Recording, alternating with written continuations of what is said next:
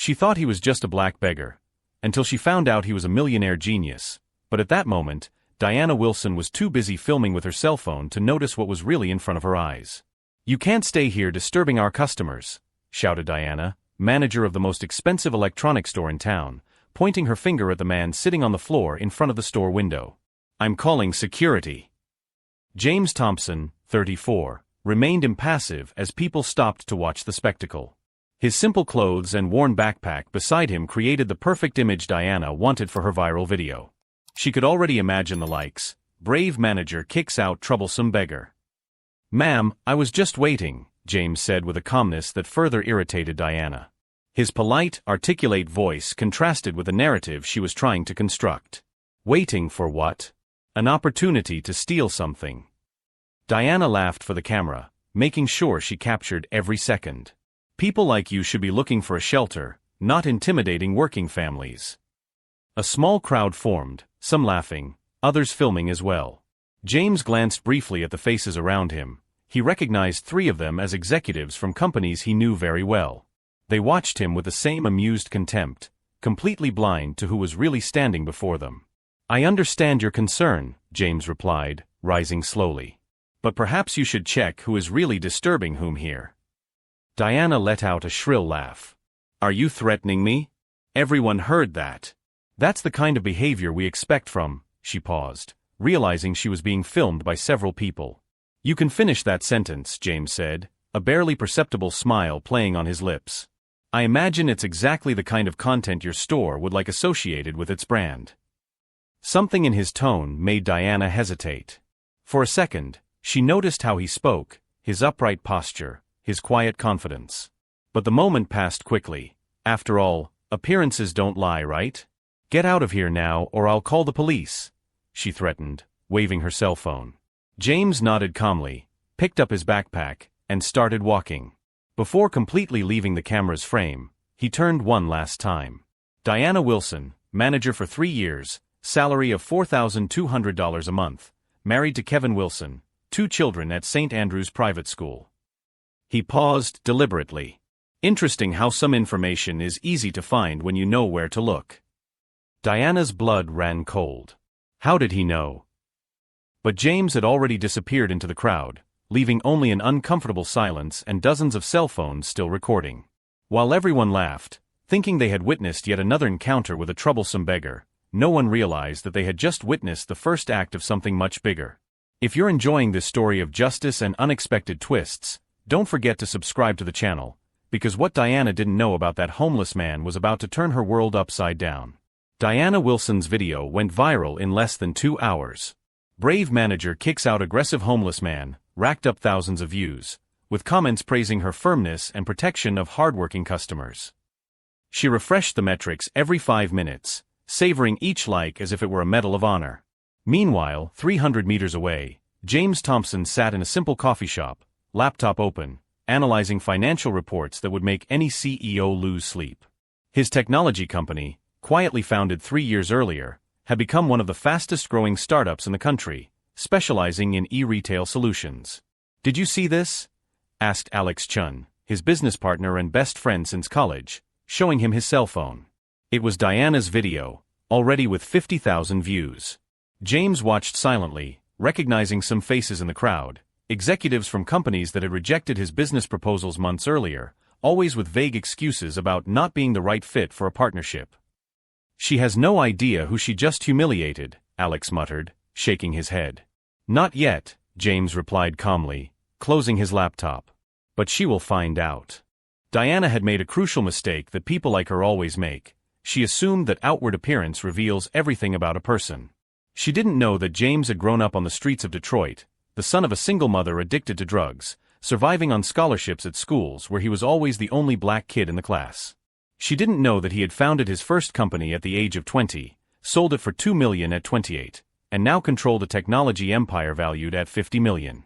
More importantly, Diana didn't know that the store where she worked, Mega Electronics, was among the clients her company had been courting for months. "What do you have in mind?" Alex knew that look. "Nothing illegal," James smiled. "Just educational." That same afternoon, Diana received a call that left her elated. Richard Sterling, regional director of Mega Electronics, wanted to see her urgently. A promotion was in the air, she could feel it. "Diana, I need to talk about this morning's incident," Sterling said, closing the door to his office. Her stomach dropped. "Sir, I was just protecting our clients from a disruptive element." Disruptive element? Sterling raised an eyebrow. Mr. Thompson was certainly disrupted. So much so that he canceled the meeting we had scheduled for this week. Meeting? What meeting? The meeting where he was going to present a $15 million technology partnership proposal. Sterling paused, watching Diana's face turn pale. James Thompson, CEO of TechFlow Solutions. Perhaps you know him as the beggar you kicked out today. The world spun. Diana held onto her chair, feeling her legs go weak. "Sir, I didn't know he was dressed like." "Like what, Diana? Like an ordinary person? Because ordinary people can also be extraordinary. Something you clearly haven't learned yet." Diana remembered James' words about information being easy to find. How did he know her full name, salary, personal details? The answer was simple. Truly powerful people always do their homework. "He said something about you finding certain interesting information," Sterling continued, handing her an envelope. "Apparently, he made a point of researching the entire store staff before the planned meeting." Diana opened the envelope with trembling hands. Inside were photos of her ridiculing other customers who looked simple, screenshots of racist comments on social media that she thought she had deleted, and records of complaints from black customers who had been coincidentally poorly served during her shifts. James hadn't just defended himself. He had done exactly what truly intelligent people do. He documented everything, investigated everything, prepared everything. "Mr. Sterling, please, this was a misunderstanding." "A misunderstanding that cost us $15 million, he cut her off. "And that exposed exactly the kind of employee we have representing our brand." Diana felt the ground fall out from under her as Sterling continued, "Your actions do not represent our company's values. Consider this our final conversation." While Diana tried to process that she had lost her job for completely underestimating a man she had judged by his appearance, James received a call from another retailer interested in his technology solutions. "I heard that Mega Electronics missed out on an opportunity due to internal issues," said the voice on the other end of the line. "Our company values partners who respect all people. Can we schedule a meeting?" Each new humiliation Diana had tried to impose had only strengthened something within James that people like her would never see, a determination forged by years of prejudice that had transformed him not into a victim, but into a strategist. What those privileged people didn't know was that each act of contempt was writing its own sentence of failure, while true strength grew precisely in the silence of those who plan, document, and act with surgical precision. Diana Wilson's dismissal should have been the end of the story, but James Thompson knew that people like her rarely learn from a single lesson. 3 days after the video went viral, she was already spreading her own version of events in Facebook groups for wrong professionals, painting herself as the victim of a setup by someone who posed as a beggar to harm honest workers. "He deliberately tricked me," Diana wrote in increasingly desperate posts. "He pretended to be poor to make me look like an idiot and destroy my career. This is fraud." What Diana didn't know was that James had anticipated exactly this reaction. Privileged people like her always find ways to play the victim when their masks slip. That's why he hadn't shown all his cards yet. "She's trying to turn the tables," Alex observed, showing Diana's posts on his phone. "Some idiots are even believing her story." James smiled calmly, typing on his laptop. "Let her talk. The more she exposes herself, the more evidence she gives me." While Diana was destroying her own online reputation, James was busy with something much bigger. The incident at the store had opened his eyes to a pattern he had been ignoring for years. It wasn't just Diana, it was an entire system of disguised discrimination operating in the shadows of the American corporate world. "Do you remember the meeting with Peterson and Associates last month?" James asked Alex. "When they rejected our proposal saying it wasn't what they were looking for." "I remember. It was weird. Our proposal was technically superior and 30% cheaper than the competition." "Exactly. And do you remember the CEO's comment about preferring to work with companies that understand their traditional culture?" James opened a folder on his computer filled with documents. "I've recorded 15 similar situations in the last 2 years. all with the same pattern. Alex raised his eyebrows when he saw the extent of the documentation. Lost contracts, last-minute cancelled meetings, misunderstandings about approved budgets. James had systematically catalogued every incident, every vague email, every lame excuse. You documented all of this. Everything. And now with the Diana case, I have the perfect example of how they really think when they think no one is recording. James paused the video on Diana's disgusted face. Imagine how many other talented professionals have been discarded by executives like her. It was then that James received a call that would change everything. Mr. Thompson?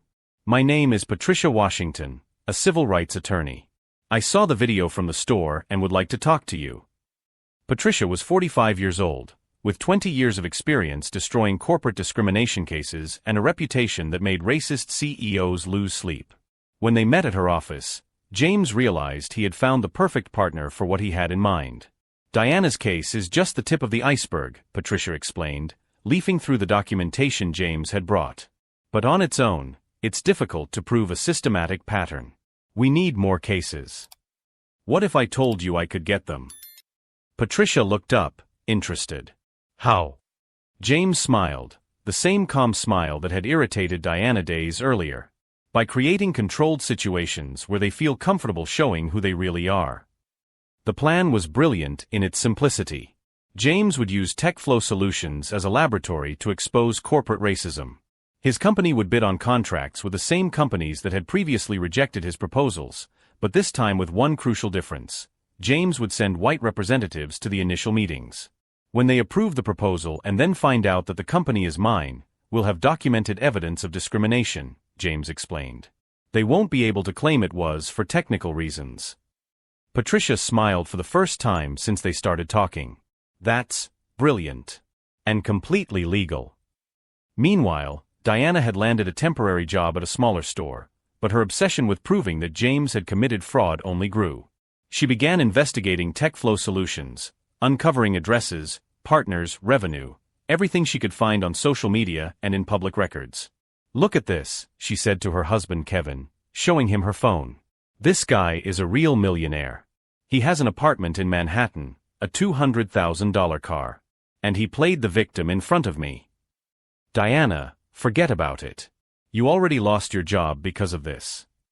I can't forget Kevin. He destroyed me for fun. Rich jerk playing with hardworking people. This isn't going to stand. What Diana didn't realize was that every search she did, every post she wrote, every attempt to expose James only strengthened the case Patricia was building.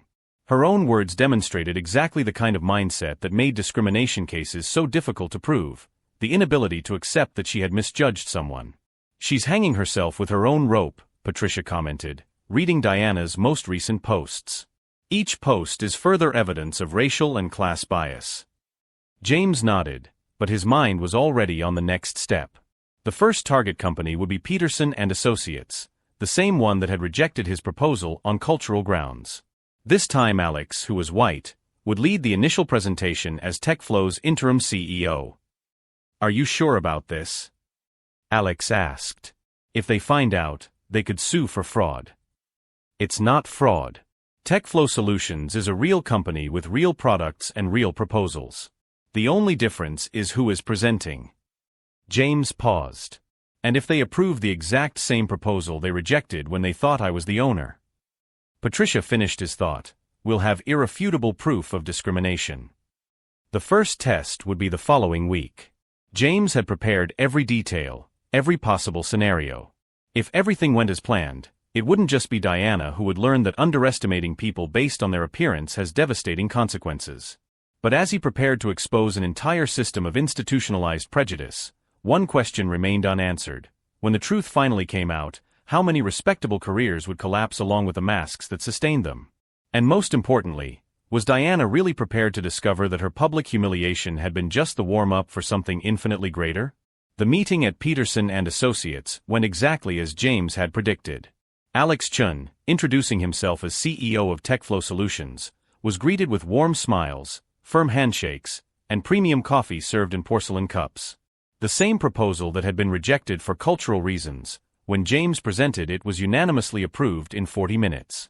Fantastic work, praised Marcus Peterson, the CEO who had personally rejected James months earlier. Finally, a company that understands our traditional business philosophy. When can we sign the contract? Alex maintained his composure as he recorded every word with a device hidden in his shirt pocket. I would like to introduce our true founder and CEO before we finalize any agreement. The confusion on their faces was instantaneous. True CEO? But you said you. I said I was representing TechFlow Solutions. I never lied about my position. Alex smiled. James Thompson, our founder, would like to join us. When James entered the meeting room impeccably dressed in a Hugo Boss suit, carrying an Italian leather briefcase, the silence was deafening. Marcus Peterson paled, immediately recognizing the man he had publicly disparaged months earlier. Mr. Peterson, James greeted him calmly, extending his hand. How nice to see you again. I imagine our proposal is now more palatable. That's, Peterson stammered, looking desperately at the other executives. Fraud. James finished, opening his briefcase. Let me clarify. Every word of the proposal you just approved was written by me. Every technological innovation, every financial projection, every benefit that excited you 10 minutes ago. The only difference is that now you know who really created it all. Patricia Washington chose that exact moment to enter, accompanied by 2 assistants carrying boxes of documents. Gentlemen, I am Patricia Washington, a civil rights attorney. I would like to discuss some interesting inconsistencies in this company's vendor selection criteria. Panic set in as Patricia began to present meticulously organized evidence. Internal emails discussing the cultural fit of proposals, records of instant approvals for white-led companies versus lengthy reviews for companies with black leaders, systematic patterns of discrimination that had been repeated for years. This is just the Peterson and Associates case, Patricia explained, handing out documents. We have similar evidence from 15 other companies that follow exactly the same pattern. Meanwhile, Diana Wilson was about to discover that her obsession with exposing James had become her own undoing. She had spent weeks posting conspiracy theories about rich people pretending to be poor to hurt honest workers, unaware that every post was being screenshotted and archived by Patricia's legal team. Kevin, you need to see this, Diana shouted to her husband, showing him her phone. A video of the meeting at Peterson and Associates had been leaked, James confronting executives about systematic discrimination, documents being presented, powerful men being forced to acknowledge their biases in real time. Diana, stop it, Kevin begged. You're obsessed. That man doesn't even remember you exist. He ruined my career. You ruined your own career by treating a client like trash. But Diana couldn't stop. She had created a Facebook group called Victims of James Thompson, where she shared increasingly elaborate theories about how he manipulated the system to harm working Americans. It had 15 members, most of them other employees who had been fired for discriminatory behavior. What Diana didn't know was that private investigators hired by Patricia were monitoring every post, every comment, every attempt at defamation. When she posted the theory that James had bribed judges to persecute honest white people, the line had definitely been crossed. The subpoena arrived on a Tuesday. Diana Wilson was being sued for defamation, slander, and systematic harassment. The amount, $5 million in damages to reputation and loss of business contracts. This is persecution, she shouted into the phone to any lawyer who would take her call. He's using his money to destroy me. But when the lawyers saw the evidence, months of obsessive posts, documented conspiracy theories, attempts to organize boycotts against James's company, they all came to the same conclusion: the case was indefensible. The most devastating moment came when Patricia publicly presented the Thompson Report, a 200-page document detailing systematic discrimination at 15 major American corporations. The report not only exposed specific companies, but revealed an interconnected network of executives who shared the same prejudices, the same veiled codes for excluding black professionals. Marcus Peterson lost his job within 48 hours. The board of Peterson and Associates, facing $5 million lawsuits and customer boycotts, had no choice but to publicly dismiss him. 6 other CEOs followed suit that same week. It was never about personal revenge, James explained in an interview on the country's most-watched TV show. It was about exposing a system that harms talented professionals based solely on the color of their skin. Diana Wilson was just the spark that lit a fire that was already waiting to happen. The program featured testimonials from dozens of black professionals who had faced similar discrimination, lost contracts for cultural reasons, and had proposals rejected for mysteriously subjective criteria. The Thompson Report had given voice to an injustice that had been operating in the shadows for decades. Diana watched the program from the apartment she now shared with her mother-in-law, after losing her house when Kevin refused to mortgage it to pay lawyers. Her attempt to turn James into a villain had turned into a national victory against institutional racism. "You destroyed working families," she posted desperately on Facebook, but now her posts had 3 likes and 2 comments from bots. James, sitting in his expanded office where he now employed 50 people, many of them talented professionals who had been rejected for cultural reasons at other companies, didn't even see Diana's pathetic attempts to stay relevant anymore. "Boss," Alex entered the room. "Forbes magazine wants an interview about how we turned discrimination into a business opportunity. We're being called a case study in business schools." James smiled, signing contracts totaling $80 million in new business, many with companies now competing to prove they weren't discriminatory. "Schedule it for next week. And Alex, send a thank you card to Diana Wilson." "Thank you." Without her public display of prejudice, we might never have had the courage to expose the whole system. While Diana Wilson languished in Facebook groups with conspiracy theories, James Thompson had become the national symbol of how to turn injustice into revolution, prejudice into progress, and discrimination into the total destruction of those who bet that appearances always reveal a person's true worth.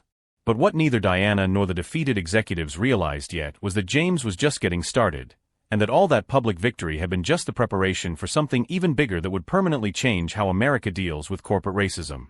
6 months after the Thompson Report shook corporate America, James was on the main stage of the country's largest technology conference, receiving the Transformational Leader of the Year award. The audience of 3,000 executives, many of the same ones who had rejected his proposals for cultural reasons, now rose to their feet in ovation. "When Diana Wilson filmed me on that sidewalk," James said into the microphone, his voice echoing through the packed auditorium, "she thought she was documenting the humiliation of a beggar. In fact, she was recording the birth of a revolution." In the front row, representatives from 15 universities waited to offer honorary professorships. His company had grown to 200 employees, with offices in 12 states. Annual revenue had surpassed $300 million, much of it coming from contracts with companies desperate to prove they weren't discriminatory. Meanwhile, Diana Wilson was in her 3rd court hearing of the week. The defamation lawsuit had turned into a legal avalanche that completely destroyed her life. She lost her house, her car, even her marriage. Kevin had filed for divorce after she spent her children's savings on incompetent lawyers. "Ms. Wilson," said the judge, leafing through the documents, "your social media posts constitute clear evidence of systematic harassment and defamation. The damage to Mr. Thompson's reputation and his company totals $5 million. How do you intend to pay this debt?" Diana looked at the empty table beside her. Her last lawyer had dropped the case the week before. "Your Honor, I have no way to pay.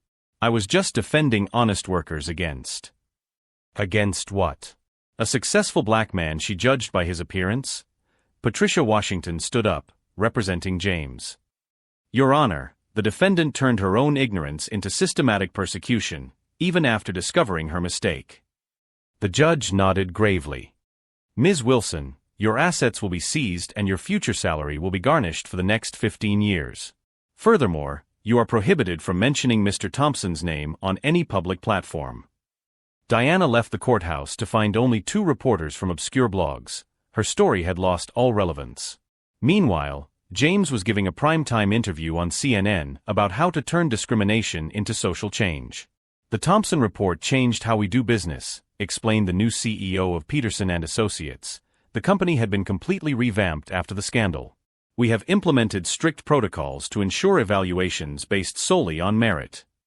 17 companies had completely changed their hiring and partnership policies. The Department of Justice was investigating 40 other corporations based on evidence collected by James. 3 CEOs had been indicted for systematic discrimination. Diana tried to survive on temporary jobs, but her reputation preceded her. A simple Google search revealed years of obsession, conspiracy theories, and documented discriminatory behavior. She had become a national symbol of how prejudice destroys not only its victims, but especially those who practice it. "Mom, why don't you stop this?" her teenage daughter pleaded during one of her rare visits. "You've lost everything because of this obsession. Let it go." "You don't understand," Diana muttered, staring out the window of the tiny apartment she now shared with 2 other people. "He destroyed me." "You destroyed yourself, Mom. You filmed it, you posted it, you didn't stop when you should have." The truth hurt more than any lawsuit. Diana had built her own prison, brick by brick, post by post, trial by trial. Meanwhile, James inaugurated the Thompson Institute for Technological Justice, offering full scholarships to young people from disadvantaged communities interested in careers in technology.